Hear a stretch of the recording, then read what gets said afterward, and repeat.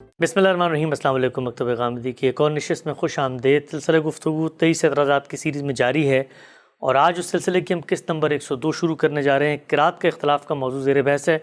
इस मौजू की आज 10वीं नशिस्त है। आगाज़ करते हैं। हमसे बहुत शुक्रिया आपके वक्त का। गुज़िश्ता 9 नशिस्तों के अंदर कुरान मजीद के नुज़ूल से लेकर हमारे हाथ में पहुँचने तक के 4 मराहिल के बाद हमने आपसे पूछा था कि अगर ये सब कुछ इतना वाज़े हुआ है तो फिर क़िराअत का इख्तलाफ क्या है। आपने इब्तदाई तौर पर बताया था कि साथ में आप सल्लल्लाहु अलैहि वसल्लम के कुरान देने के मराहिल में से बाद साहबा ने फ़ैसला किया कि उसकी हिस्ट्री को आगे मुंतकिल करेंगे। मैं चाहता हूँ सिलसिला गुफ्तगू को आगे बढ़ाऊँ और आपसे पूछूँ आगे बढ़ के कैसे क़िराअत का इख्तलाफ एक ट्रेडिशन बना, एक इल्म बना, एक साइंस बना और एक पूरा का पूरा मनहज के तौर पे हमें डेवलप होते हुए नज़र आया और कैसे मुसलमानों के इल्म ने इसको एक इल्म की सूरत में आगे बढ़ाया। मैं सबसे पहले तो ये बात वाज़े कर दूं, जो बात कही गई वो इसके सिवा कुछ नहीं थी कि रिसालत में आप सल्लल्लाहु अलैहि वसल्लम से हमने जो कुछ सुना है और अर्ज़ाए अखीरा से पहले जो चीज़ें हम सुनकर पढ़ते रहे हैं या इसी तरह सहाबा किराम अपने तौर पर जो क़िराअत करते रहे हैं, क्या ये आगे मुंतकिल की जाएगी। ये वो बात है जिसका मैंने खुलासा आपके सामने रख दिया था। उसको लेकर अब आप आगे चलें तो ये बात वाज़े हो जाती है कि क़िराअत और क़िराअत के मामले में ये तमाम तर रिवायात मिन जुमला अखबार अहाद हैं। अखबार अहाद यानी वही चीज़ें जिनको हम रिवायात कहते हैं, जिनको हम अहादीस और आसार से ताबीर करते हैं। चुनाचे जिस तरह अखबार अहाद एक इल्म बनी है, क़िराअत भी उसी तरीके से एक बाकायदा इल्म की सूरत इख्तियार करके फिर हमारे यहाँ हर लिहाज से कबूल कर ली गई है। अखबार अहाद किस तरीके से इल्म बनी है, अगर आप तारीख़ की रोशनी में देखें तो उनके 4 वाज़े मराहिल हैं। पहला मरहला शू का है, यानी रिसालत में आप सल्लल्लाहु अलैहि वसल्लम के ज़माने में, रिसालत में आप सल्लल्लाहु अलैहि वसल्लम के बाद आपकी बातें लोगों ने बयान करना शुरू की हैं। ये बताना शुरू किया है कि हमने रसूलुल्लाह सल्लल्लाहु अलैहि वसल्लम को फ़लाँ मौके पर ये कहते हुए सुना, फ़लाँ मौके पर ये करते हुए देखा या फ़लाँ चीज़ की आपने तस्वीफ़ फरमाई। इसी तरह रिसालत में आप सल्लल्लाहु अलैहि वसल्लम की ज़ात से मुतल्लक़ सीरत और सवाने की चीज़ें, कुरान मजीद से मुतल्लक़ उसके पस मंज़र की चीज़ें, ये आयत फ़लाँ मौके पर नाजिल हुई, ये सूरह फ़लाँ मौके पर नाजिल हुई, इसके पस मंज़र में ये हालात हैं। इन रवायात का शुरू होना शुरू हुआ, ये फैलना शुरू हुई और हम ये जानते हैं कि इस बड़े पैमाने पर लोगों की इनसे दिलचस्पी पैदा हुई कि मजालिस मुनक़िद की जाती, लोग शौक़ से सुनाते और लोग शौक़ से सुनते। चुनाचे हम ये जानते हैं कि हज़ारों की तादाद में ये रिवायतें मुसलमानों में आम हो गई। इस पहले मरहले के बाद दूसरा मरहला शुरू हुआ और ये दूसरा मरहला इख्तिसास का मरहला था। हज़ारों की तादाद में रवायतें फैली हुई हैं। अब ज़ाहिर है कि लोग अपने ज़ौक़ रुझान के लिहाज से किसी एक शोबे का इंतखाब कर लेंगे। किसी ने सीरत का इंतखाब कर लिया, किसी ने आम तारीख़ का इंतखाब कर लिया, किसी ने आसार का इंतखाब कर लिया, किसी ने रवायात व आसार दोनों का इंतखाब कर लिया, किसी ने अपने आप को रसूलुल्लाह सल्लल्लाहु अलैहि वसल्लम के कौल व फ़ेल और तक़दीर व तस्वीब की रवायात तक महदूद कर लिया। इस इख्तिसास का लाज़मी नतीजा क्या होना चाहिए, उससे तीसरा मरहला शुरू हुआ और वो तनकीह का मरहला है। ये रवायतें लोगों ने बयान की हैं, इनमें सही भी हैं, काबिल एतमाद ज़राए से पहुँचने वाली भी हैं, रत्ब याबिस भी हैं। इसी तरीके से हम ये जानते हैं कि बहुत बड़ी तादाद में मौज़ूआत भी सामने आने लग गए, यानी जो लोग अपने तौर पर अपनी मुनाफ़क़त और बदतीनती की बुनियाद पर घड़ घड़ के रिसालत में आप सल्लल्लाहु अलैहि वसल्लम की तरफ या सहाबा की तरफ मंसूब कर रहे थे। चुनाचे तनकीह का अमल शुरू हुआ, तनकीह के उसूल वज़ा होना शुरू हुए, उसके कायदे बनना शुरू हुए और उसके लाजमी नतीजे के तौर पर वो चौथा मरहला आ गया कि अब हमारे सामने लोगों के मुख्तारात आने लगे, यानी जो लोग तनकीह करेंगे वो अपने बनाए हुए मेयार के मुताबिक और अपने ज़ौक़ के लिहाज से इंतखाब करेंगे। जब वो इंतखाब करेंगे, इंतखाब को अरबी ज़ुबान में इख्तियार कहा जाता है, तो मुख्तारात सामने आएंगे। चुनाचे ये मुख्तारात हैं जिनको अब हम अखबार अहाद में उम्महात कुतुब की हैसियत से पेश करते हैं। ये मुअत्ता इमाम मालिक, मुस्नद अहमद बिन हम्बल, मुसन्नफ़ अब्दुर रज़्ज़ाक़, मुसन्नफ़ इब्न अबी शैबा, इसी तरीके से मुस्नद अबू याला, बज़ार और फिर इन सब का मुंतहाए कमाल वो 6 किताबें जिनको आप स्याह सित्ता कहते हैं।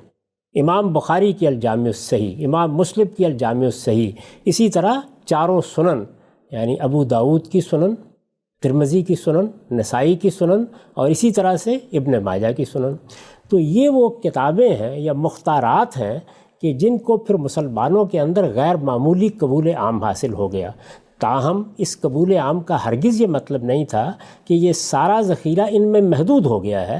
اس کے ساتھ اس اصول کو بھی تسلیم کیا گیا کہ جو معیارات بنائے گئے ہیں ان معیارات کو سامنے رکھ کر اگر کوئی شخص کسی روایت کو اب بھی ہمارے سامنے پیش کرے گا تو اسے قبول کیا جائے گا. اسی چیز کے پیش نظر پھر بہت سی تصنیفات آپ دیکھتے ہیں جن میں انہی معیارات کی بنیاد پر لوگوں نے اپنے اپنے مختارات اس امت کی تاریخ میں ہمیشہ پیش کیے ہیں. اب آپ کہہ سکتے ہیں کہ ہمارے اپنے زمانے میں اعظمی نے یہ جامع الکامل فی الحدیث صحیح شامل مرتب کی ہے تو اسی اصول پر مرتب کیا ہے کہ حدیث اگر صحیح ہے یا حسن ہے تو اس معیار پر پوری اترنے والی تمام روایات کو ایک جگہ جمع کر دیے. چنانچہ یہ 12 مجلدات پر مبنی ہمارے سامنے ایک بڑا ذخیرہ ہے جس کو اس نام سے پیش کر دیا گیا. ٹھیک، یہ اخبار احاد کے علم بننے کی تاریخ ہے. میں نے ابھی عرض کیا کہ قرات من جملہ اخبار احاد ہے، لہذا ان کی تاریخ بھی ایسی ہے اور ایسی ہونی چاہیے. اب ذرا ایک نظر ڈالیے کہ وہ اس درجے تک پہنچنے میں کن مراحل سے گزری. وہی چاروں مراحل ہیں، آپ جائزہ لے کر دیکھ لیں. یعنی پہلے کیا ہوا، رسالت پاک صلی اللہ علیہ وسلم کی نسبت سے جو چیزیں بیان کی گئیں یعنی عرضہ اخیرہ سے پہلے کی قراتیں وہ بھی لوگ اب آگے سن رہے ہیں، بیان بھی کر رہے ہیں. جس طرح کہ ہم بتا چکے کہ ایک صحابی کو بھی جب یہ توجہ دلائی گئی جو بڑے عالم تھے تو انہوں نے کہا کہ ہم نے جو سنا ہے وہ ہم بیان کریں گے. صحابہ کرام کی روایتیں بھی اسی طریقے سے جس طرح وہ پڑھتے تھے عام ہونا شروع ہو گئیں. میں یہ بتا چکا ہوں کہ تابعین میں بہت بڑے بڑے علماء جنہوں نے علم کی روایت قائم کی ہے اور باقی یہ چیزیں پیش کی ہیں یا فقہی روایات آگے بڑھائی ہیں، انہوں نے یہ قرات کی روایتیں بھی بیان کی ہیں. ہم ان کے نام پیش کر چکے ہیں. یہ لوگ ہیں کہ جن سے پھر متصل سندوں کے ساتھ آگے جس طرح دوسرے اخبار احاد منتقل ہو رہے تھے یہ چیزیں بھی منتقل ہونا شروع ہوئیں. تو وہ پہلا مرحلہ شروع ہو گیا یعنی شیوع کا مرحلہ. بہت بڑے پیمانے پر لوگ یہ قراتیں بیان کرتے تھے. دسیوں نہیں سینکڑوں کی تعداد میں ہم یہ دیکھتے ہیں کہ بنو امیہ کے آخری زمانے تک یہ شائع و ضائع ہو چکی ہوئی تھی. یہاں بھی وہی ہوا. یعنی وہ لوگ جن کو اب اس علم سے دلچسپی تھی، یعنی جس طرح کچھ لوگوں نے سیرت کو اپنا اختصاص بنایا یا تاریخ کو بنایا یا دوسری چیزوں کو بنایا، تو یہاں بعض لوگوں نے قرات کی روایتوں کو اپنا اختصاص بنانا چاہا. یہ لوگ قراء یا قاری کہلائے. ان کا اصل کام کیا تھا؟ یہ قرآن پڑھاتے تھے.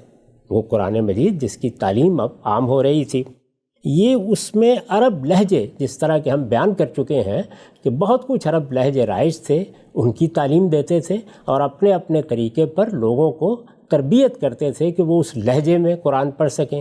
ان دو کاموں کے ساتھ ایک تیسرا کام بھی انہوں نے کیا اور وہ کیا تھا؟ وہ اسی طریقے سے ان اخبار احاد یعنی قرات کے اخبار احاد میں سے انتخاب کا کام وہ بھی انہوں نے کیا. جب انہوں نے اس فن کے ساتھ اپنے آپ کو مختص کر لیا تو اس کا لازمی نتیجہ کیا نکلنا چاہیے تھا؟ اختصاص دوسرا مرحلہ اور تیسرا مرحلہ تنقیح کا. تنقیح ہوگی تو انتخاب ہوگا. تنقیح کس طرح سے ہوگی؟ یعنی جس طرح سے عام اخبار احاد میں ہوتی ہے. اس میں بھی رتب و یابس تھا، اس میں بھی موضوعات لوگوں نے شامل کرنا شروع کر دیے تھے، اس میں بھی بہت سی چیزیں صحیح تھیں. تو اس تنقیح کے عمل میں انہوں نے معیارات بنائے اور اپنے ذوق اور رجحان کے لحاظ سے پھر انہوں نے انتخاب کرنا شروع کیا. میں عرض کر چکا کہ انتخاب کو عربی زبان میں اختیار کے لفظ سے تعبیر کیا جاتا ہے. تو اب یہ جو بڑے بڑے قاری پیدا ہوئے ان میں سے ہر ایک کے نام کے ساتھ اس کا اختیار بھی شہرت پانے لگا. یعنی جس طرح ہم امام بخاری کے اختیار کو صحیح بخاری کہتے ہیں، امام مسلم کے اختیار کو صحیح مسلم کہتے ہیں، تو اسی طریقے سے ان کے ناموں کے ساتھ ان کے مختارات بھی لوگوں میں شہرت پانے لگے. یہ لوگ بھی میں نے آپ سے عرض کیا کہ جیسے محدثین یا مورخین کی ایک بڑی تعداد ہے، ان لوگوں کی ایک بہت بڑی تعداد تھی. بہت سے لوگ ہیں جن کے نام اگر آپ گنوانا چاہیں تو وہ ہو سکتا ہے کہ 150 تک پہنچ جائیں، لیکن ان میں سے جن لوگوں نے غیر معمولی شہرت پائی عام طور پر یہ سمجھا جاتا ہے کہ وہ 10 بڑے قاری ہیں. تو میں آپ کے سامنے ان کے نام رکھ دیتا ہوں۔ یہ میں اس سے پہلے عرض کر چکا کہ جو لوگ تابعین میں بڑے علماء تھے، جن کے ذریعے سے مسلمانوں کا علم صحابہ سے منتقل ہونا شروع ہوا ہے، انہی نے یہ قرأتیں بھی آگے پہنچائی تھیں۔ چنانچہ دیکھیے یہ اعظمی لکھتے ہیں، یہ کہتے ہیں وَمِنْ ہَؤُلَا، یعنی یہ جو تابعین کے بڑے بڑے علماء ہیں، انہی سے آگے پھر کیا ہوا، انتشرت هذه القراءات، یہ قراءتیں بھی پھیلنا شروع ہو گئیں۔ یہ دیکھیے شیوع کو بیان کر رہے ہیں، حتیٰ وصلت الی القراء، یہاں تک کہ پھر یہ جن کو ہم قاری یا قراء کہتے ہیں ان تک پہنچیں، بالاسانید المتصلہ، متصل سندوں کے ذریعے سے۔ یعنی اب گویا ان لوگوں سے یہ جس طرح کہ حدثنا اخبرنا کہتے ہیں، اسی طریقے سے یہ پہنچنے لگیں۔ یہ کون لوگ ہیں؟ واشتہر من ہؤلاء القراء العشرہ، یہ بہت سے قاری تھے لیکن ان میں سے 10 کو زیادہ شہرت حاصل ہوئی۔ وہ کون ہیں؟ یہ کہتے ہیں کہ مدینہ میں نافع اور ابو جعفر تھے، بصرے میں ابو عمر اور یعقوب، مکے میں عبداللہ ابن کثیر، شام میں عبداللہ ابن عامر، کوفے میں عاصم، حمزہ اور کسائی، بغداد میں خلف بن ہشام۔ ٹھیک، یہ لوگ کس زمانے میں ہوئے؟ اگر آپ ان کی تاریخوں پر نگاہ ڈالیں تو ان میں سے زیادہ تر لوگ پہلی صدی کے آخر میں پیدا ہوئے، دوسری صدی حقیقت میں ان کی صدی ہے، یعنی اس میں ان کے اختیار کی یا ان کے مختارات کی شہرت ہونا شروع ہو گئی، یہ ان کا زمانہ ہے۔ اسی طرح اگر ان کی سند کو آپ دیکھیں تو ان میں وہ بھی ہیں جو براہ راست صحابہ سے روایت کرتے ہیں، اچھا، اور وہ بھی ہیں جو تابعین سے براہ راست روایت کرتے ہیں، اور چند وہ بھی ہیں کہ جن کے ہاں ایک دو واسطے درمیان میں آ جاتے ہیں۔ تو اس طریقے سے یہ بات بالکل صحیح ہے کہ متصل سندوں کے ساتھ یہ لوگ اب اپنے مختارات بیان کرنے لگ گئے۔ یہ بالکل اسی طرح کا انتخاب تھا جس طرح کا ہم نے اس سے پہلے باقی اخبار احاد میں دیکھا۔ ہم نے بتایا نا کہ اس میں امہات کتب وجود بخاری میں آ کا گئیں، انتخاب ہے، اور ان امہات کتب میں پھر 6 نے غیر معمولی حیثیت حاصل کر لی۔ اسی طرح کا معاملہ یہاں بھی ہوا۔ چنانچہ تاریخ ہمیں یہ بتاتی ہے کہ پھر ابو بکر ابن مجاہد نے 3 صدی کے اختتام اور 4 صدی کی ابتدا میں وہ انتخاب کیا جس کو السبع کہا جاتا ہے، یعنی 7 روایتیں ان میں سے منتخب کیں۔ یہ انتخاب ہے جس کو بہت زیادہ شہرت حاصل ہوئی۔ چنانچہ اب آپ جب کہتے ہیں 7 قرات تو اس سے وہی ابو بکر ابن مجاہد کا انتخاب مراد ہوتا ہے۔ اس کو بھی دیکھیے اعظمی کس طرح بیان کرتے ہیں۔ یہ کہتے ہیں وَأَلَّفَ فِي ذَلِكَ ابن مجاہد کتابہ الشہیر السبع، پھر ابن مجاہد نے اپنی مشہور کتاب السبع تالیف کی، اور اس کا زمانہ بتاتے ہیں کہ یہ 245 ہجری میں پیدا ہوئے، 324 میں دنیا سے رخصت ہوئے۔ مزید لکھتے ہیں الا انہ ذکر علی ابن حمزہ الکسائی مکانہ یعقوب البصری، یعنی صرف اتنا اختلاف انہوں نے کیا کہ یعقوب بصری کی جگہ علی بن حمزہ کسائی کو انہوں نے اپنے انتخاب میں شامل کر لیا۔ فاشتہر امرہم فی الآفاق، اس کے بعد تو گویا پورے عالم میں یہ قرأتیں مشہور ہو گئیں۔ وَأَلْحَقَ بَعْضُ أَهْلِ الْعِلْمِ الثَّلَاثَةَ الْآخَرِينَ، ان کے ساتھ بعض اہل علم نے 3 دوسری قرأتوں کا بھی الحاق کر دیا، شامل کر دیں، فَصَارُوا 10، تو اس طریقے سے یہ 10 ہو گئیں۔ یہاں بھی وہی معاملہ ہوا جو میں اس سے پہلے عرض کر چکا ہوں کہ یہ نہیں کہا گیا کہ یہ انتخاب کر لیا گیا ہے، اس کے باہر اب کچھ نہیں۔ یہاں پر بھی باقاعدہ طریقے سے ایک معیار بنایا گیا اور یہ مان لیا گیا کہ اس معیار پر اب جو قرأت بھی پوری اترے گی وہ ان کے انتخاب یا مختارات میں شامل ہو یا نہ ہو، اس کو قبول کیا جائے گا۔ وہ معیار کیا ہے اس کو بھی اعظمی نقل کر رہے ہیں۔ وہ یہ کہتے ہیں کہ الاتقان میں سیوطی نے بیان کیا، اور یہ دوسری جلد ہے اور 527 صفحہ ہے، والاصل المعتمد علیہ صحت السند فی السماع، اس میں کیا معیار ہے؟ پہلی چیز یہ ہے جس پر اعتماد کیا جائے گا، جس پر بنا رکھی جائے گی، وہ یہ ہے کہ سند کو صحیح ہونا چاہیے۔ یہ ہم نے بیان کیا نا کہ یہ روایتیں جو کچھ بھی بیان ہو رہی تھیں وہ پھر تابعین سے آگے متصل سندوں کے ساتھ بیان ہونے لگ گئیں، تو اس میں سند صحیح ہونی چاہیے۔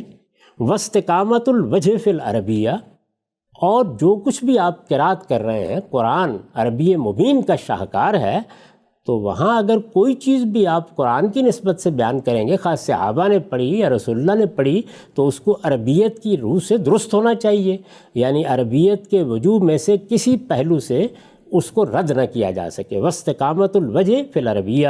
اور تیسری چیز کیا ہے؟ وہ موافقت الرسم، یعنی اگر آپ قرآن مجید کی قرات جس طرح کے اس کے اندر ثبت کی گئی ہے اس کو الگ کر دیں، تو نیچے جو متن ہوگا اس کو قبول کرنا چاہیے، یعنی اس متن میں کوئی ترمیم اس سے نہ ہو رہی ہو، اس کی موافقت اس کے ساتھ پیدا کر کے دکھائی جا سکے۔ یہ معیار ہے جس کے اوپر پھر یہ طے کر دیا گیا کہ جو قرات بھی پوری اترے گی اس کو قبول کیا جائے گا۔ ہمارے زمانے میں آ کر اب آپ یہ دیکھتے ہیں کہ بہت سے ایسے قرآن کے نسخے شائع کیے جا رہے ہیں جن میں درمیان میں قرآن مجید ہوتا ہے، اور جیسے حاشیے پر تفسیر لکھی جاتی ہے اسی طرح یہ قراتیں بھی ثبت کر دی جاتی ہیں۔ چنانچہ ایسے نسخے آپ کو اب مل سکتے ہیں جن میں بعض کے حواشی میں 7 یعنی یہی 7، بعض کے حواشی میں 10، اور بعض میں اس سے بھی زیادہ یعنی 14 قراتیں ثبت کی گئی ہیں۔ میں پھر یہ بات واضح کر دوں کہ یہ انتخاب در انتخاب ہے، ورنہ اگر آپ ان کی تاریخ پڑھیں تو آپ کو یہ معلوم ہوگا کہ سب سے پہلے جو انتخاب ہونا شروع ہوئے تھے وہ اس سے کہیں زیادہ تھے۔ مثال کے طور پر ابو جعفر طبری کا انتخاب، یا اسی طریقے سے ابو حاتم سجستانی کا انتخاب، اسی طرح ابو عبید قاسم بن سلام کے بارے میں ہم جانتے ہیں کہ انہوں نے جب انتخاب کیا تو 25 کے قریب تھیں۔ تو اس طرح سے یہ 10 قراتیں ہیں جن میں سے اس طرح انتخاب در انتخاب ہو کر، جیسے ہم نے دیکھا کہ سیاہ 6 سامنے آ گئیں، اسی طریقے سے 7 قرات سامنے آ گئی، اور ہمیں معلوم ہے کہ یہ عام رجحان ہوتا ہے۔ ادب کا انتخاب ہوا تو آپ جانتے ہیں کہ یہ حماسہ ہے، یہ اسمیات ہے، یہ مفضلیات ہے، اس میں بھی 7 معلقات سامنے آ گئے۔ تو اسی طریقے سے علوم میں انتخاب بھی ہوتا رہتا ہے، تاہم یہ طے ہے کہ اخبار احاد کے لیے بھی جو قاعدہ بنایا گیا ہے، عام اخبار احاد کے لیے، اس پر کوئی روایت پوری اترے گی تو قبول کی جائے گی۔ اس طرح قرات کے معاملے میں بھی جو قاعدہ بنایا گیا ہے اس پر کوئی قرات پوری اترے گی تو قبول کی جائے گی۔ ٹھیک ہے، ہم سبھی شیوع، اختصاص، تنقیح اور پھر انتخاب، یہ 4 مراحل ہیں جن سے گزر کے یہ پورا کا پورا جو ایک اختلاف تھا، قرات کا اختلاف جس کو ہم کہتے ہیں، وہ آگے کیسے منتقل ہوا اور علم کیسے بنا، ٹریڈیشن کیسے بنا، اس کی آپ نے وضاحت کی۔ آگے بڑھاتے ہیں اس بحث کو، یہ بیان کیجئے گا جب یہ علم ہمارے سامنے آ گیا اور آپ نے اس طرح تقابل میں رکھ کے بتایا، حدیثوں کے بارے میں، اخبار احاد کے بارے میں، وہ بھی سامنے آ گیا، اس کے بارے میں امت کے علماء نے، محققین نے، اصولین نے، دین پر غور و فکر کرنے والے اہل علم اکابر نے ایک رائے قائم کی۔ یہ بیان کیجئے گا کہ جب یہ علم بن گیا تو ابتدا میں تو ہم نے دیکھا سیدنا عمر کا ایک نقطہ نظر تھا اور باقی صحابہ کا تھا، آگے مسلمانوں کے علم نے اس علم کے بارے میں کیا رویہ اختیار کیا؟ اس علم کے بارے میں بالکل وہی رویہ اختیار کیا جو تمام اخبار احاد کے بارے میں اختیار کیا گیا تھا، یعنی رسالت مآب صلی اللہ علیہ وسلم کی طرف سے اگر کوئی چیز آئے گی، خواہ وہ قول کی صورت میں آئے، خواہ وہ فعل کی صورت میں آئے، خواہ وہ تقریر و تصویب کی صورت میں آئے، اس کو قبول کیا جائے گا، اس کو دین سمجھا جائے گا، اس سے دین اخذ کیا جائے گا۔ یہی رویہ ہمارے پورے علم کا تمام اخبار احاد کے بارے میں رہا ہے۔ یہ میں عرض کر چکا کہ یہ بھی اخبار احاد تھیں، چنانچہ ان کے بارے میں بھی وہی رائے اختیار کی گئی۔ اس میں 2 پہلو ہیں جن کو الگ الگ کر کے دیکھ لینا چاہیے۔ پہلی چیز کیا ہے، اس پر کم و بیش سارے علم کا اتفاق ہو گیا کہ یہ سب رسالت مآب صلی اللہ علیہ وسلم ہی سے صحابہ نے روایت کیا ہے۔ اس میں یہ بات ذہن میں رکھنی چاہیے کہ صحابہ کرام کی طرف سے جب کوئی چیز آتی ہے تو اخبار احاد سے متعلق پورا علم اس کو 2 پہلوؤں سے دیکھتا ہے۔ ایک تو یہ کہ کوئی صحابی رسالت مآب صلی اللہ علیہ وسلم سے حدثنا اخبرنا کہہ کے اس کو روایت کر رہا ہے، اور کوئی شخص وہ صحابی ہے وہ رسالت مآب صلی اللہ علیہ وسلم کی نسبت سے تو یہ بات نہیں بیان کر رہا، لیکن بات ایسی ہے کہ وہ حضور کی تقریر تصویب کے بغیر بیان نہیں ہو سکتی، تو رسالت مآب صلی اللہ علیہ وسلم کی تقریر و تصویب کی حیثیت سے اس کو بھی رسالت مآب صلی اللہ علیہ وسلم کی بات ہی سمجھا جاتا ہے۔ ٹھیک، اسی لیے ہمارے ہاں اس علم میں یہ قاعدہ قائم کیا گیا ہے کہ صرف قول نہیں، صرف فعل نہیں، بلکہ تقریر تصویب بھی اسی طرح قبول کی جائے گی۔ اب آپ یاد کیجئے کہ ہم نے جب اس سارے معاملے کی تاریخ بیان کی تو یہ بات واضح ہو گئی کہ رسالت مآب صلی اللہ علیہ وسلم نے بار بار اس کی تصویب فرمائی، لوگوں کو اجازت دی کہ وہ قرآن مجید کا جو بھی متن اپنے سامنے رکھتے ہیں اس کو اپنے فہم کے لحاظ سے پڑھ سکتے ہیں. اگر کسی نے اس میں اختلاف بھی کیا تو آپ نے فرمایا کہ یہ ٹھیک ہے، لوگ اس طرح پڑھ لیں. تو یہ تقریر تصویب ہو گئی اس مرحلے میں. اس وجہ سے اگر یہ تقریر تصویب ہو گئی ہے تو اس کی نسبت رسالت مآب صلی اللہ علیہ وسلم سے کی جا سکتی ہے. چنانچہ پہلی چیز یہ تھی کہ اس کو اس حیثیت سے قبول کیا گیا کہ جس طرح سے ہم دوسرے اخبار احاد کو، خواہ وہ قول کے اخبار احاد ہوں، خواہ وہ فعل کے اخبار احاد ہوں یا تقریر و تصویب کے اخبار احاد ہوں، ان کو قبول کرتے ہیں، اسی طرح ان کو بھی قبول کریں گے. اس کو دیکھیے ابن خلدون بیان کرتے ہیں. یہ اسی جگہ بیان کر رہے ہیں جس جگہ سے میں نے آپ کو قرآن کے بارے میں ان کا تعارف پڑھ کے سنایا تھا. میں نے آپ کو بتایا تھا کہ جب وہ قرآن کا تعارف کراتے ہیں تو یہ کہتے ہیں کہ القرآن ہوا کلام اللہ المنزل علی نبی، یعنی قرآن کیا ہے؟ یہ اللہ کا کلام ہے، یہ اللہ کے پیغمبر پر نازل کیا گیا. المکتوب بین دفعۃ المصحف، یہ جو مصحف ہمارے پاس موجود ہے اس کی مجلدات میں آپ کو یہ لکھا ہوا ملتا ہے. وہ متواتر بین الامہ، اور یہ امت مسلمہ میں متواتر ہے، یعنی تواتر سے نقل ہو رہا ہے. یہ تو قرآن کا تعارف ہوا. لیکن اس کے بعد وہ استدراک کرتے ہیں اور یہ بتاتے ہیں کہ الا ان الصحابہ رواہ عن رسول اللہ صلی اللہ علیہ وسلم علی طرق مختلفہ، لیکن اس کو صحابہ نے رسول اللہ سے روایت کیا ہے اور مختلف طریقوں سے روایت کیا ہے. یہ مختلف طریقے کس اعتبار سے ہیں؟ فی بعض الفاظ ہی و کیفیات الحروف فی ادائہا، یعنی ان میں الفاظ میں بھی بعض جگہوں پر اختلاف ہو گیا ہے، جس کی مثالیں میں عرض کر چکا ہوں کہ مالک یوم الدین کی جگہ مالک یوم الدین پڑھا گیا ہے، یکذبون کی جگہ یکذبون پڑھا گیا ہے، یوسی کی جگہ یوسا یا یوسا کی جگہ یوسی پڑھا گیا ہے. تو یہ کہتے ہیں کہ اس طرح کے اختلافات بھی روایت ہوئے ہیں. اور جب ہم کسی حرف کو ادا کرتے ہیں تو اس کے ادا کرنے میں کیا لہجہ ہوگا، کیا کیفیت ہوگی، اس میں بھی اختلافات ہوئے ہیں. یہ دونوں باتیں ہم تفصیل کے ساتھ بیان کر چکے ہیں. وَطُلُوكِ ذَلِكَ وَاشْتَهَرَ، یہ چیزیں نقل ہونا شروع ہوئیں اور پھر ان کی شہرت ہوئی. اِلَىٰ إِنِ اسْتَقَرَّتْ مِنْهَا سَبْعُ طُرُقٍ مُعَيَّنَةٍ، یہاں تک کہ پھر بالکل متعین طریقے پر 7 طریقے استقرار پا گئے، یعنی ان کو گویا ایک طرح کا استحکام حاصل ہو گیا. تواتر نقلها ایضاً بِأَدَائِهَا، اور ان کے بارے میں بھی یہ بات مان لی گئی کہ یہ اپنے ادا کرنے میں اب متواتر ہیں اور اسی طرح سے نقل ہو رہے ہیں. تو اس طریقے سے گویا ہمارے پورے علم نے رسالت مآب صلی اللہ علیہ وسلم کی طرف ان کی نسبت کو قبول کر لیا. یہ پہلی چیز تھی. دوسری چیز کیا تھی؟ دوسری چیز یہ تھی کہ ان کی حیثیت کیا ہے. تو میں نے عرض کیا کہ ان کی حیثیت یہی مانی گئی اور اس نقطہ نظر کے مطابق مانی جانی چاہیے تھی کہ یہ قرآن ہے، یعنی جس طریقے سے مصحف میں جو قرآن ثبت ہے وہ قرآن ہے، اسی طریقے سے یہ بھی قرآن ہے. چنانچہ قرآن کی حیثیت سے اسے پڑھا جا سکتا ہے، اس کو مصحف پر ثبت کیا جا سکتا ہے، اس کی نماز میں تلاوت کی جا سکتی ہے، اس کو آپ اپنی تفسیروں میں موضوع بحث بنا سکتے ہیں، بلکہ قرآنی کی حیثیت سے استشہاد کر سکتے ہیں. اسی طریقے سے ان سے فقہی احکام کا استنباط کیا جا سکتا ہے. یہ چیز بالعموم مان لی گئی، یہی مانی جاتی ہے، ہمارے علم میں شائع و ذائع ہے. چنانچہ یہ قرأتیں ہمارے ہاں پڑھی جاتی ہیں، پڑھ کر سنائی جاتی ہیں، لوگ باقاعدہ ان کی مجالس منعقد کرتے ہیں. جس تفسیر کو آپ کھولیے اس میں یہ زیر بحث ہوتی ہیں، اور اگر آپ فقہ میں جاتے ہیں تو وہاں بہت سے نمائندہ مسائل پیش کیے جا سکتے ہیں جن میں اس سے استشہاد کیا گیا ہے. یہ اس معاملے میں ہمارے علم کا موقف ہے، یعنی اس نے ان کو یہ حیثیت دی ہے. یہ اس میں کوئی شبہ نہیں ہے کہ اخبار احاد ہیں، لیکن جس طرح باقی اخبار احاد کو ہم پائے قرآنی سمجھا جاتا ہے حکم کے لحاظ سے، ان کو بھی اسی طریقے سے قرآنی سمجھا جاتا ہے. ٹھیک. اب سب مسئلہ کیسے پیدا ہوا اور اس کے بعد یہ علم کیسے بنا، اس کی ہسٹری کو آپ نے بتا دیا. اب میں چاہتا ہوں وہ سب سے اہم سوال جو سب اس پورے کے پورے اختلاف اور گفتگو کرنے کی وجہ بنی، آپ کا کیا اختلاف ہے، آپ کیا کہتے ہیں اس پورے مسئلے میں؟ کس جگہ پر آ کر امت کے علماء نے یہ جو کچھ علم بن چکا ہے اس کو قبول کر لیا تھا؟ اختلاف کیسے پیدا ہوا، کیوں پیدا ہوا، کب پیدا ہوا؟ میں اس سے پہلے عرض کر چکا کہ 2 نکات ہیں جن پر لوگوں کا اتفاق ہے.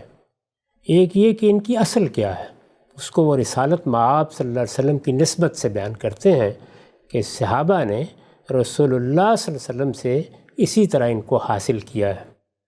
دوسرے یہ کہ وہ اس کو حیثیت کیا دیتے ہیں، اس کی میں نے ابھی تفصیل کر دی۔ دونوں کے بارے میں یہ عرض کرتا ہوں کہ پہلی چیز ان کی اصل کیا ہے، میں نے بڑی تفصیل کے ساتھ اس سے پچھلی نشست میں اس کو بیان کیا تھا۔ یہ وہی 3 چیزیں ہیں، یعنی ایک یہ کہ رسالت بآب صلی اللہ علیہ وسلم سے جب یہ پوچھا گیا کہ مختلف لوگ کیا اپنے اپنے لہجے میں پڑھ سکتے ہیں، آپ نے اس کی اجازت دے دی، ٹھیک، چنانچہ یہ لہجے اسی طرح روایت ہونا شروع ہو گئے۔ دوسری چیز یہ کہ رسالت بآب صلی اللہ علیہ وسلم نے عرضہ اخیرہ سے پہلے خود بعض موقعوں پر مختلف طریقے سے پڑھا، اس کی وجہ کیا تھی، اللہ تعالیٰ نے کیوں اس طریقے سے اس کو نازل کیا، میں اس پر تفصیل سے اپنا موقف بیان کر چکا ہوں۔ چنانچہ یہ بھی بتا چکا ہوں کہ عرضہ اخیرہ میں اس کو تبدیل کر دیا گیا۔ تیسری چیز یہ کہ رسالت بآب صلی اللہ علیہ وسلم کے سامنے جب یہ چیز آئی کہ وہ لوگ جو قرآن مجید کو آپ سے سن کر، یعنی آپ کی قرأت کو سن کر اس کو بین ہی یاد نہیں کر لیتے، وہ جب اپنا متن پڑھتے ہیں جو انہوں نے لکھا ہے یا کسی سے لکھوا لیا ہے تو فہم کے لحاظ سے اس کی قرأت بھی کرتے ہیں۔ چنانچہ صحابہ کرام نے جب اس طرح کی قرأت خود آپ کے سامنے بھی کی تو آپ نے اس کو غلط نہیں ٹھہرایا، بلکہ یہ کہہ کر اجازت دے دی کہ اگر اس میں ایسی کوئی بڑی تبدیلی نہیں ہو جاتی کہ رحمت کی آیت عذاب کی آیت بن جائے اور عذاب کی آیت رحمت کی آیت بن جائے تو اس میں کوئی حرج نہیں ہے۔ اس لحاظ سے ہم نے یہ بتا دیا کہ یہ سب چیزیں تھیں جن کی تصویب رسالت بآب صلی اللہ علیہ وسلم کی طرف سے صحابہ کو حاصل ہو گئی، لیکن پھر جب عرضہ اخیرہ کی قرأت کی گئی تو یہ سب کچھ ختم کر دیا گیا، یعنی اس کے بعد مسلمان عرضہ اخیرہ کی قرأت کو پڑھتے تھے، اسی کے مطابق قرآن کی تلاوت کرتے تھے۔ اس کی تمام تفصیلات میں آپ کے سامنے رکھ چکا ہوں۔ اس باب میں کہ اب عرضہ اخیرہ کے بعد ان کی حیثیت کیا ہے، ہمارا موقف وہی ہے جس کو میں نے سیدنا عمر کے حوالے سے پیش کر دیا تھا۔ اچھا، کہ آپ کو یاد ہوگا کہ سیدنا عمر کی گفتگو ابی بن کعب کے ساتھ ہوئی، میں نے اس کو پیش کر کے یہ کہا تھا کہ اس موقع پر 2 رائے سامنے آ گئیں، ایک علم کی رائے تھی یا علماء کی رائے، اور ایک مسلمانوں کی قیادت کی رائے۔ سیدنا عمر کی رائے ہی کو ہم درست سمجھتے ہیں اور یہ کہتے ہیں کہ یہی بات ہے جس کو اس تاریخ کی روشنی میں بھی اختیار کرنا چاہیے تھا۔ چنانچہ اب عرضہ اخیرہ کے بعد یہ جو کچھ بھی ہے یہ ہماری تاریخ ہے، تاریخ کی حیثیت سے کوئی حرج نہیں کہ اس کو بیان کیا جائے، اس میں بھی کوئی حرج نہیں کہ لوگ علم کے طور پر ان چیزوں کو پڑھیں پڑھائیں، آگے بھی بیان کر سکتے ہیں۔ یہ چونکہ رسالت مآب صلی اللہ علیہ وسلم کے صحابہ سے روایت ہوئی ہیں، اس لیے ان سے اگر زبان میں بھی کوئی استشہاد کیا جائے تو اس میں بھی کوئی معنی نہیں ہے، لیکن قرآن وہی ہے جو مصحف کی حیثیت سے اب ہمارے پاس موجود ہے۔ قرأت قرآن کی وہی مانی جائے گی جو مصحف میں ثبت کر دی گئی ہے، اس کے سوا اب کوئی چیز قرآن نہیں ہے، قرآن نہیں مانی جا سکتی۔ یہ جو کچھ ہے اس میں جہاں تک لہجوں کا تعلق ہے اس میں کوئی اشکال نہیں ہے۔ اگر کسی لفظ کو اس کی انفرادی حیثیت میں مختلف طریقے پر پڑھا جائے، جیسے کہ مختلف زبانوں میں تلفظ کا اختلاف ہو جاتا ہے، اس میں بھی کوئی حرج نہیں۔ اور لہجوں کے بارے میں تو میں یہ عرض کر چکا کہ جس طرح اس وقت عربوں کے مختلف لہجوں میں پڑھنا بالکل جائز تھا، اسی طرح آج بھی لوگ اسے اپنے لہجے میں پڑھ سکتے ہیں، اس میں کوئی معنی نہیں ہے۔ اور اگر پرانے لہجوں میں لوگ اس کی قرأت کریں اور جس طریقے سے حروف کو ادا کیا جاتا ہے اس کے ادا کرنے میں بھی فرق روایت کریں تو اس سے بھی چونکہ معنی پر مطالب پر کوئی اثر نہیں پڑتا، اس میں بھی کوئی قابل اعتراض چیز نہیں ہے۔ لیکن قرآن مجید کے اعراب میں کوئی چیز مختلف کی جائے جو معنی پر اثر انداز ہو سکتی ہو، وہ عرضہ اخیرہ کے بعد اب بالکل ناقابل قبول ہے، اس کو ہم کسی حال میں بھی تسلیم نہیں کرتے۔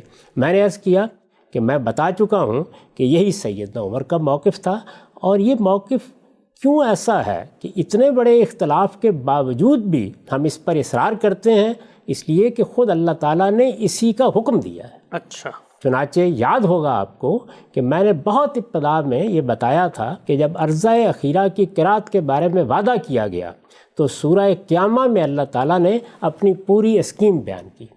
سورہ قیامہ میں یہ بتایا گیا کہ اس قرآن کو ہم جمع کریں گے، اس کو ترتیب دیں گے، اس کے بعد اس کی ایک دوسری قرات ہوگی. میں نے اس کی تفصیلات بتائیں کہ اسی کو عرضہ اخیرہ کی قرات کہا جاتا ہے. پھر جب وہ قرات ہو گئی تو یہ کہا گیا کہ اب اسی کی پیروی کی جائے گی. میں وہ آیات ایک مرتبہ پھر آپ کے سامنے رکھ دیتا ہوں. آپ کو یاد ہوگا کہ میں ان کو سنا چکا ہوں. فرمایا گیا تھا کہ لا تحرک بہ لسانک لتعجل بہ انا علینا جمعہ و قرآن فاذا قرأناہ فاتبع قرآن ثم انا علینا بیانہ.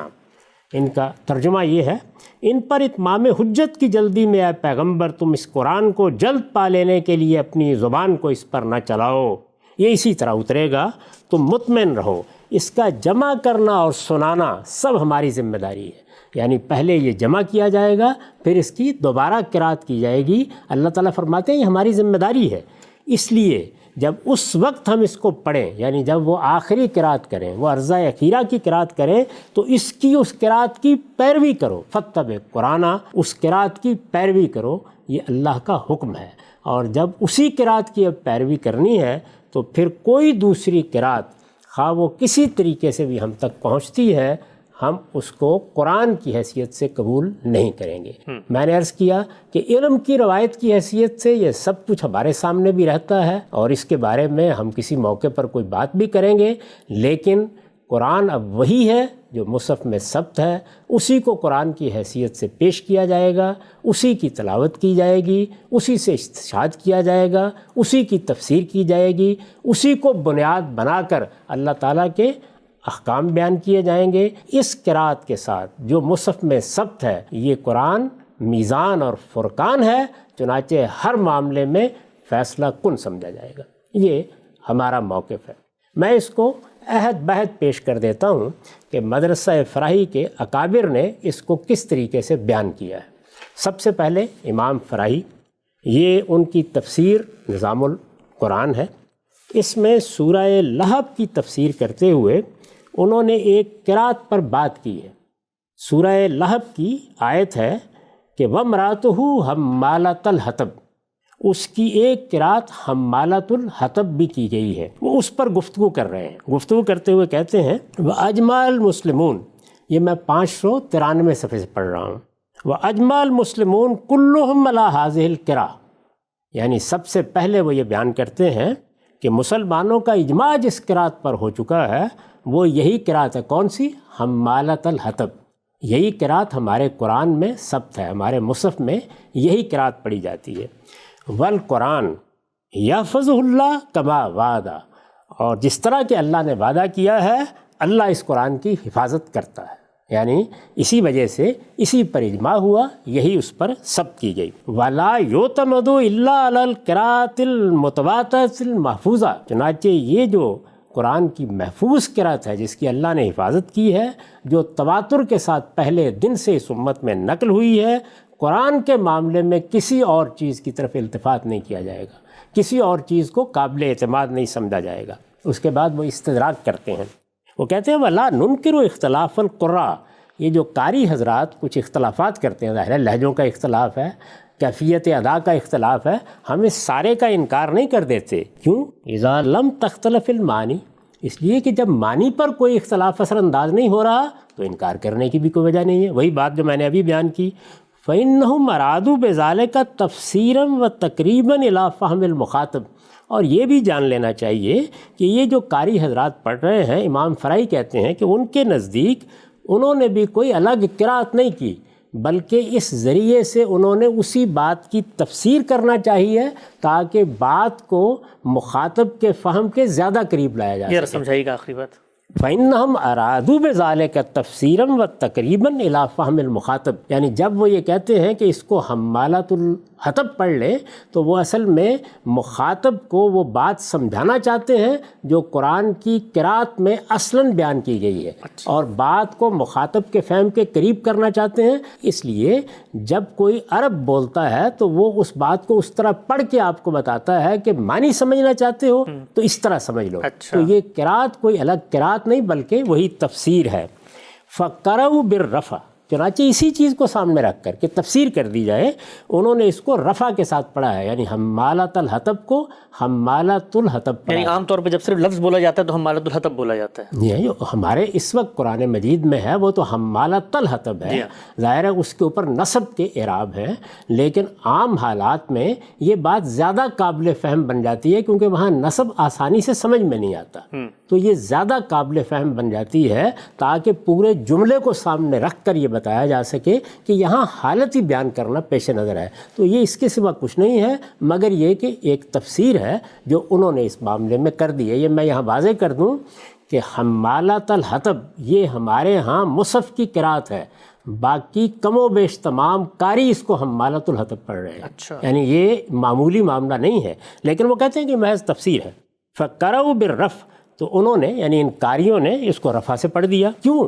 لید اللہ بوجہ آخر علی ما یفهم من النصب، تاکہ وہی بات جو نصب سے قرآن نے ادا کی ہے، یعنی اس کو حمالۃ الحطب کہہ کے قرآن نے ادا کی ہے، اسی کو ایک دوسرے طریقے سے سمجھایا جا سکے. تو یہ تفسیر اور تفہیم ہے. تو فرماتے ہیں کہ میں نے یہ بات واضح کر دی اور میں اب دونوں پہلوؤں سے ان کی بات بھی آپ کو سمجھا دوں گا. اس کے بعد پھر آگے انہوں نے تفسیر کی ہے. تو اس میں بالکل واضح انہوں نے کر دیا کہ قرآن کی قرأت وہی ہے جو اس وقت مصحف میں ثبت ہے، جو اس امت کو تواتر کے ساتھ ملی ہے، جس کی اللہ نے حفاظت فرمائی ہے. اس کے علاوہ اگر کوئی چیز سامنے آتی ہے تو اس کو تفسیر کی جگہ پہ رکھنا چاہیے. البتہ لہجے کے اختلافات ہیں، کیفیت ادا کے اختلاف ہیں، ان کا انکار کرنے کی کوئی وجہ نہیں ہے. میں نے یہی بات ایک خلاصے کے طور پر بیان کر دی تھی، اب ان کے الفاظ میں آپ کو سنا دی. اس کے بعد استاذ امام امین احسن اصلاحی کیا کہتے ہیں، یہ آپ کے علم میں ہے کہ انہوں نے اپنی تفسیر تدبر قرآن میں اپنا موقف بیان کیا ہے. یہ 8ویں جلد کے صفحہ 8 سے میں پڑھ رہا ہوں. وہ کہتے ہیں قرأتوں کا اختلاف بھی اس تفسیر میں دور کر دیا گیا ہے. یعنی اس تفسیر میں یعنی تدبر قرآن میں مختلف قرأتوں کو سامنے رکھ کے تفسیر نہیں کی گئی. قرأتوں کا اختلاف بھی اس تفسیر میں دور کر دیا گیا ہے. معروف اور متواتر قرأت وہی ہے جس پر یہ مصحف ضبط ہوا ہے جو ہمارے ہاتھوں میں ہے. یعنی قرآن مجید کی وہی قرأت قرآن ہے جو اس مصحف میں ثبت کی گئی ہے جو ہمارے ہاتھوں میں ہے. اس قرأت میں یعنی یہ جو مصحف کی قرأت ہے، اس قرأت میں قرآن کی ہر آیت اور ہر لفظ کی تعویل لغت عرب، نظم کلام اور شواہد قرآن کی روشنی میں اس طرح ہو جاتی ہے کہ اس میں کسی شک کا احتمال باقی نہیں رہ جاتا. یعنی کوئی ضرورت نہیں پڑتی. یہ محض فہم کا نقص رہا ہے جس میں لوگ دوسری قرأتوں کی طرف رجوع کرتے ہیں. اسی قرأت میں ہر چیز کی تعویل بغیر کسی تردد کے کی جا سکتی ہے. چنانچہ میں نے ہر آیت کی تعویل اسی قرأت کی بنیاد پر کی ہے اور میں پورے اعتماد کے ساتھ یہ کہتا ہوں کہ اس کے سوا کسی دوسری قرأت پر قرآن کی تفسیر کرنا اس کی بلاغت، معنویت اور حکمت کو مجروح کیے بغیر ممکن نہیں ہے. یہ آپ آگے چل کے اگر سوال کریں گے تو میں آپ کو 2 نہایت واضح مثالیں دے کر بتاؤں گا کہ کس طریقے سے اگر دوسری قرأت لی جائے تو قرآن مجید کے بارے میں یہ جو استاد امام نے فرمایا ہے کہ اس کی بلاغت، معنویت اور حکمت مجروح ہوگی، یہ کس طرح مجروح ہو جاتی ہے. یہ استاد امام امین احسن اصلاحی کا موقف ہے. میں نے اپنا موقف جن الفاظ میں بیان کیا ہے اس کو آپ میری کتاب میزان میں دیکھ سکتے ہیں. یہ صفحہ 27 سے میں پڑھ رہا ہوں. میں نے لکھا ہے قرآن صرف وہی ہے جو مصحف میں ثبت ہے. قرآن صرف وہی ہے جو مصحف میں ثبت ہے اور جسے مغرب کے چند علاقوں کو چھوڑ کر پوری دنیا میں امت مسلمہ کی عظیم اکثریت اس وقت تلاوت کر رہی ہے. یہ تلاوت جس قرأت کے مطابق کی جاتی ہے اس کے سوا کوئی دوسری قرأت نہ قرآن ہے اور نہ اسے قرآن کی حیثیت سے پیش کیا جا سکتا ہے. یہ مدرسہ فرائی کے علماء کے نقطہ نظر کا خلاصہ ہے جو میں نے آپ کے سامنے پیش کر دیا. اس کو ظاہر ہے کہ دوسرے لوگ اعتراض کا محل سمجھتے ہیں اور وہ اپنا نقطہ نظر پیش بھی کرتے ہیں. ڈاکٹر صاحب، آپ کا نقطہ نظر پہلی دفعہ اس پوری کی پوری گفتگو میں سامنے آیا کہ مسئلے کی توضیح اور تنقیح کے بعد مدرسہ فرائی کہاں کھڑا ہوا ہے اور ان کا نقطہ نظر کیا ہے. اسی گفتگو کو ہم آگے بڑھائیں گے اور یہ جانیں گے کہ اس نقطہ نظر پہ بالعموم جو تنقیدات کی جاتی ہیں ایک ایک کر کے غام صاحب کی خدمت میں رکھیں گے اور یہ پوچھنے کی کوشش کریں گے کہ پھر اس تنقید کا ان کی نظر میں کیا جواب ہے. وقت ہمارے یہاں پہ ختم ہوتا ہے. دوبارہ حاضر خدمت ہوں گے. اب تک آپ کا بہت شکریہ.